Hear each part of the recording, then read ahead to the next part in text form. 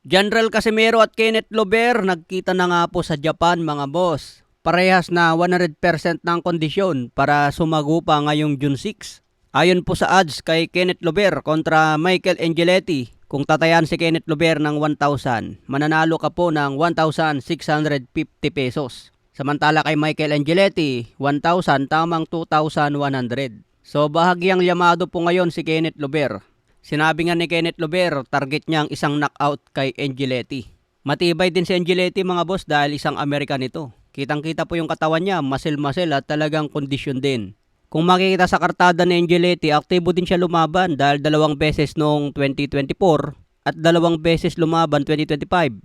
Pero 1 taon na palang bakante si Michael Angeletti dahil huling laban niya June 2025 at muling mapapalaban ngayong June 2026 na. Kung ikukumpara sa kartada ni Kenneth Lover na may kartadang 17 wins, 12 KOs, wala pang talo, mas aktibo pa rin si Kenneth Lover mga boss. Dahil noong 2025, 4 na beses po siya lumaban. At ito naman ang unang laban niya ngayong 2026. 12 rounds po ang bakbakan na ito kaya asahan po natin na matinding pukpukan. Kaya kabang-abang din itong laban ni Kenneth Lover kay Michael Angeletti. Ang kagandaan nito, nakikita ng odds maker na yamado si Kenneth Lover. Gusto kong makalaban ni Kenneth Lover na Japanese, si Tenshin Nasukawa o kaya si Takuma Inoue. Pero kung hindi lilipat si Kenneth Lover ng promotion, mahirapan siya na makuha ang laban kay Takuma Inoue at kay Tenshin Nasukawa. Maganda sana kung mapunta siya sa Tekken promotion para siguradong mapasabak siya sa mga bigating boksingero sa Japan.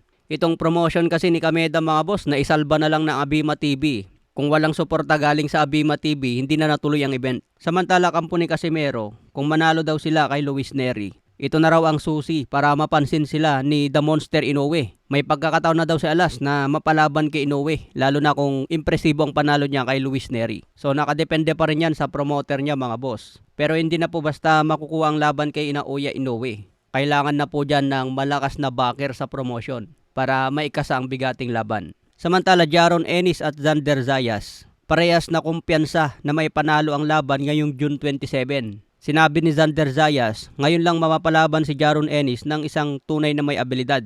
Tinawag nga niya na overhype lang si Jaron Ennis dahil may hina naman ang mga nakalaban. Pero sabi naman ni Jaron Ennis, naging unified champion lang si Xander Zayas dahil mahina rin ang mga nakalaban. Kaya magkakalaman na ngayong June 27 kung sino sa kanila ang matibay. Pero ayon nga po sa odds, yamado si Jaron Boots Ennis. Kaya abangan ang matinding laban na yan sa super welterweight 154 pounds. Samantala Mike Tyson, pinasigilip na nga po ang kanyang training laban kay Floyd Mayweather. 1, 2, 3.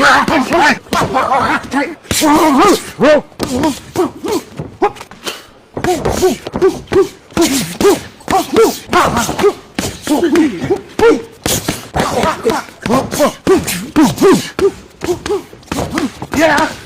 Ayan mga boss, sa kanyang edad na 59 years old, yan po ang galawan niya. So may mga power pa rin yung tirada ni Mike Tyson. Pero hindi pa rin uubra yan kung tatakbo si Floyd Mayweather. Kaya tignan natin kung anong laban ang kaya niyang ipakita laban kay Floyd.